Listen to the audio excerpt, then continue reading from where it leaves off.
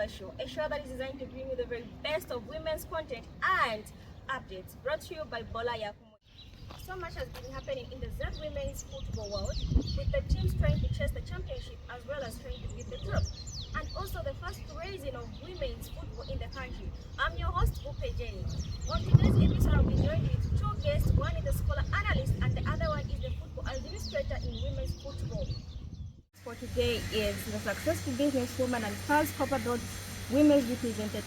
She was also the member, the executive member for Zesco Ndola Girls FC, from reception to where we're seeing it right now. So we can just put it as she has been part of it for a long time now. And, Madam Esther Bwalya, popularly known as ED. Madam Bwalya, welcome to the show, and how are you? Fine, thank you. How are you? I'm alright, thank you. So before we could get into football, we talk about the women's football.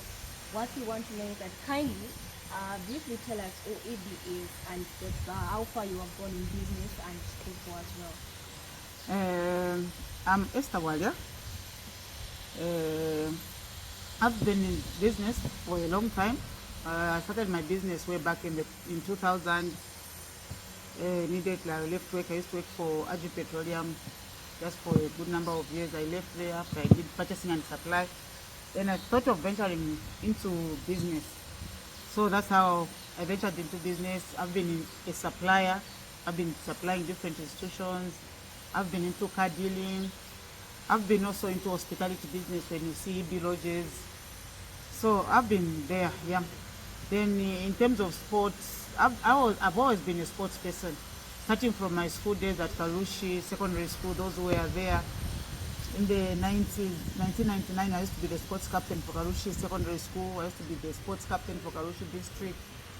We are one of the first people that started women football in the Copperbelt Province. I was one of the people that played women football in the Copperbelt Province. So it was just in me that when I left school, worked, got myself into tertiary education.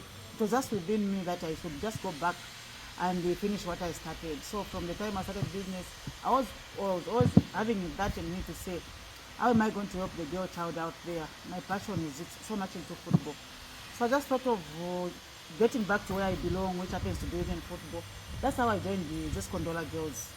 Just from inception, when Zesco was just coming in, that time we were there together with my people that were in the exco with the likes of Chanda Kaunda, Victor Chkwala, Godfrey Mwenda, Namakando Mkoleba, Monica Mwenda, to mention but a few. So I've just been throughout in sport. Well, that is quite inspiring, so to say. Seeing how long you have been in women's football, how do you make of the current growth of women's league, and where do you feel like the Copper Queens are getting it right? Yeah, looking at the rate at which we are moving in as women in football development, I have seen a lot of progress. You know, women football is just one of those things that people never even paid attention to. Exactly. They thought it was just a man's thing. Yeah, sure. You know, whatever that when you put your heads together and work towards a common goal, when success follows you, it brings a lot of attraction. Yeah. It's now that people have come on board and they all want to be part of us and they show that we work together. That's what I'm saying. We are heading into the right direction because we are receiving tremendous support. Just look at it when there is a game, for example, at Lake Manawasa Stadium like last time. People from all walks of life, people from all age groups came and they witnessed the mother of this place, the Copper Queens display at Lake Manawasa Stadium. So otherwise, we have really moved. We've really worked hard to ensure that the beautiful game of women football is brought at the level that it deserves. Look at the way we are at now. We are even able to produce most expensive players in the world. So to us, that is a serious achievement, and we just hope that we continue working hard. Okay, with everything that was said now concerning the performance of the Copper Queens, do you think it has some impact on the women's games locally?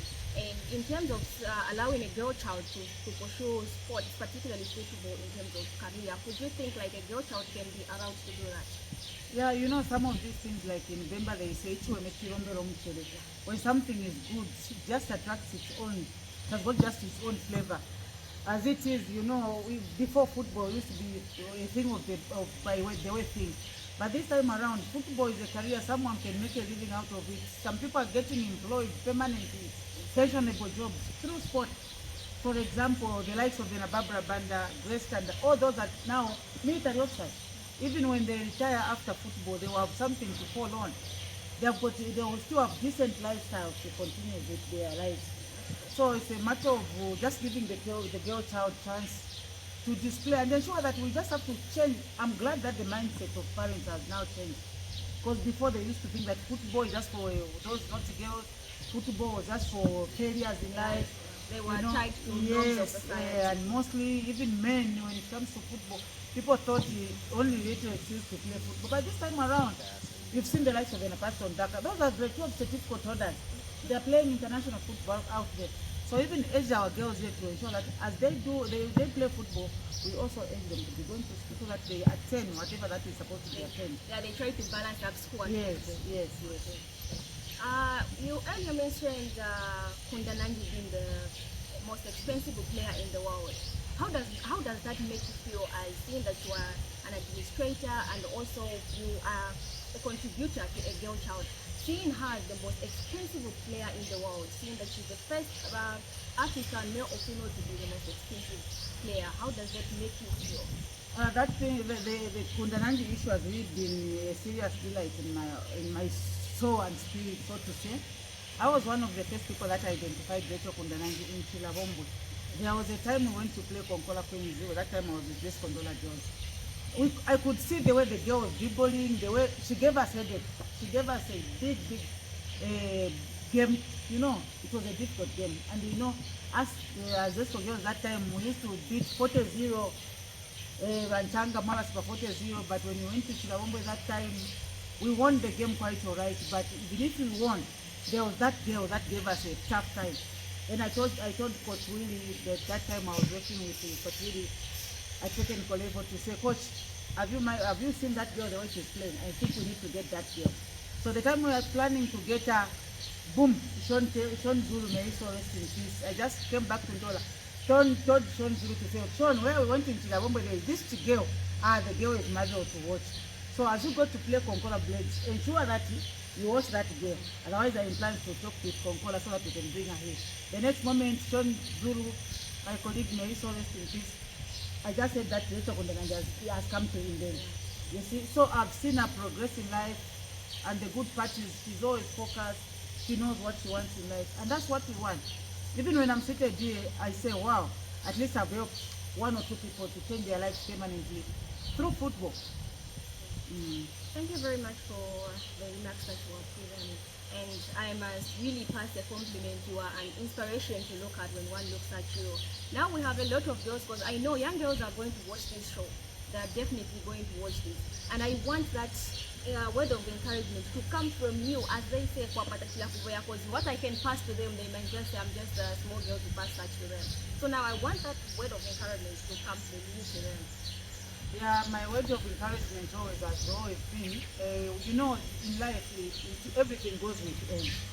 I would love to start by telling the girls to concentrate academically. You know me, I'm a football administrator.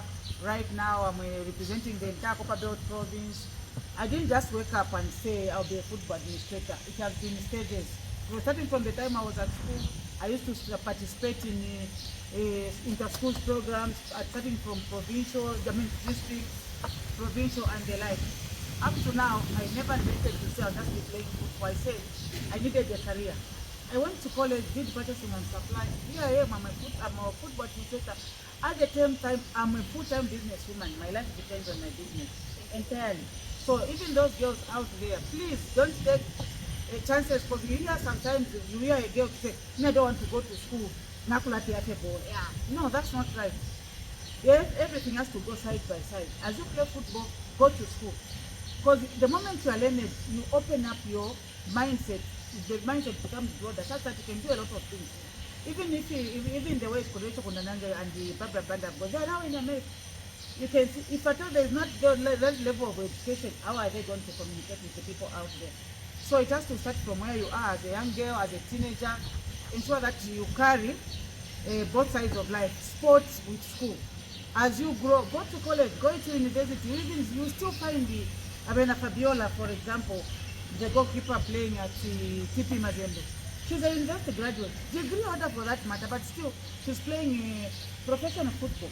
So in this life, life is all about stages. So the moment you get stuck at one point thinking that that is all, then you won't move. So it's a ladder, you have to be going, going and going and keep on going. Thank you. So you have heard it from Madam EB herself. She has really made a very good, she has passed a very good encouragement to the young girls out there, and the remarks that she has given are very good. I hope you check up our encouragement to balance up school and football. Madam Bwalya, thank you very much for coming through to this show. We are hoping to have you again on the next show. I'm so grateful. It has been my pleasure. Thank you. So join me shortly. You should join me. Stay tuned. Stay glued to the Are you an organization, a football team or athletics team looking for inexpensive and very comfortable accommodation within Ndola? Well, look no further. EB Lodges of Ndola is the answer. Comprising EB Stadium View Lodge of Twapia, conveniently located near the Levi Mwanawasa Stadium, and EB Guest House of Ndeke, loved by truckers and contractors. You are most welcome. You can book your accommodation in advance by calling 0977-253797 or 0967-253797. EB Lodges of Ndola for your mouth-watering meals and fully stocked bar. Perhaps the bar with the coldest beer in town. Get in touch now. EB Lodges of Ndola for your comfort and leisure. Come back to the second part of the show, where we're going to talk about the Women's Super League, which stands as week 26, with the three top teams as the top three title chasing teams standing as follows: Zesco Ndola Girls, Green Buffaloes, and Indian Roses.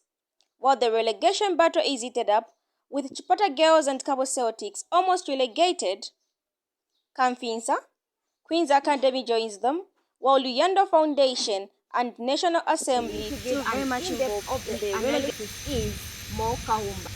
Moore Kaumba, welcome to the show, and how are you? Thank you so much, Wupe Jane, and it's good to be on the show.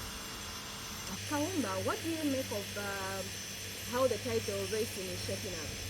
I think this year's title race looks to be very competitive, especially when you look at the teams that are the contenders for the title race, because that's where you have the likes of Zesco Ndola Girls. You also have Green Buffaloes, maybe.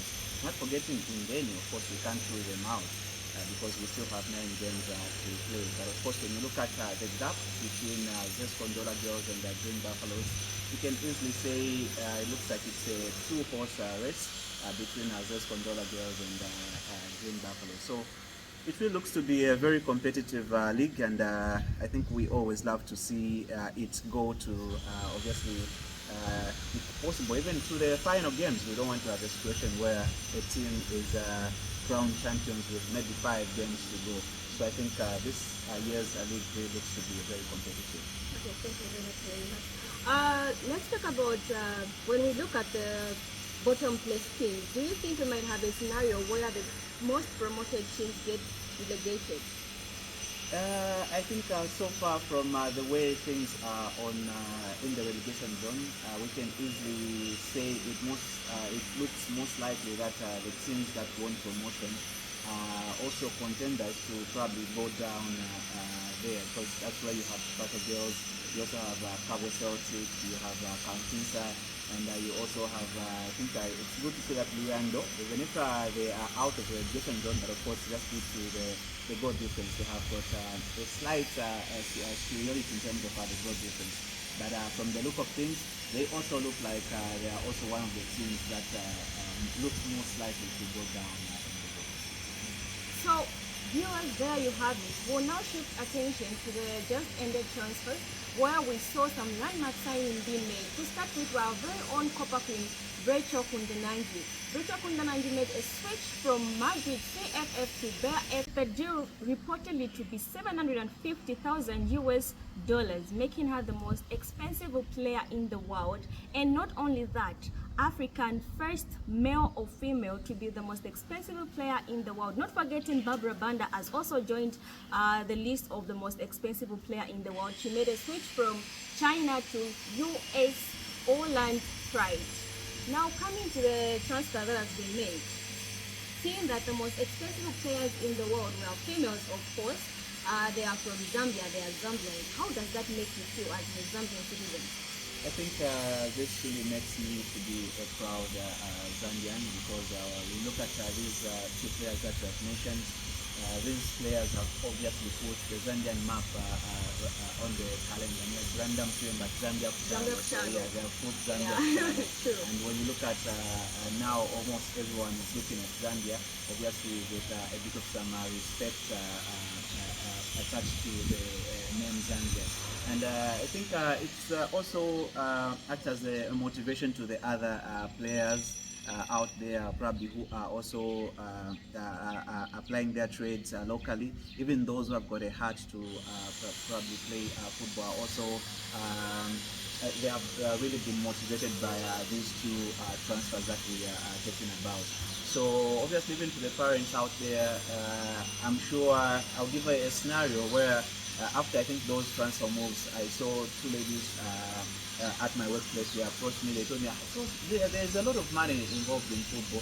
And then now they were telling me to say, jokingly telling me to say, I would want my children when they grow up to also become footballers. Wow. So I think this is really a very good move, and we hope to see even more Zambians probably going out there to just make sure that flying the flag of Zambia real high. Putting Zambia for Zambia for Okay. Looking at the two transfers that we have talked about, how significant are these two transfers to the Zambian women's football? I think they are very, very much significant, because when you look at these players that we are talking about, these are players that have played locally, and from there now they were probably exported to the European. They are now, when you look at them, you can't talk about probably women's football without mentioning these two, because these are now we're talking about the most expensive players. And they'll be legends one day. Exactly. And I think when you look at even just their performance, it all comes to hard work. Probably the hard work that these two have been putting in, even in training, even just the dedication that these two have really given to the beautiful city. So it really carries a very significant impact to our women's football. Probably even now clubs out there, and now they are probably looking at Zambia to say maybe there are also other good players. Yeah, they are looking out for talent. Yes, looking out for talent right here in Zambia. So it gives us a good, it puts us probably in a very good position to export even more players from Zambia going there. So in other ways, these two ladies have opened the door. Yeah, they have actually opened the door for other players who are applying their trade locally to go into the European League. Okay, Mo, thank you very much for joining me on this show. We would love to have you again. It's always a great pleasure, and of course my doors are always open. Whenever you knock, we'll be able to share. So there you have it, viewers. Thank you very much for watching, and do not forget to subscribe to our YouTube channel. As you always know, it's Bola Yakumweso. And on behalf of the crew Bola Yakumweso, I'm your host, Rupe Jenny, saying goodbye. See you next time.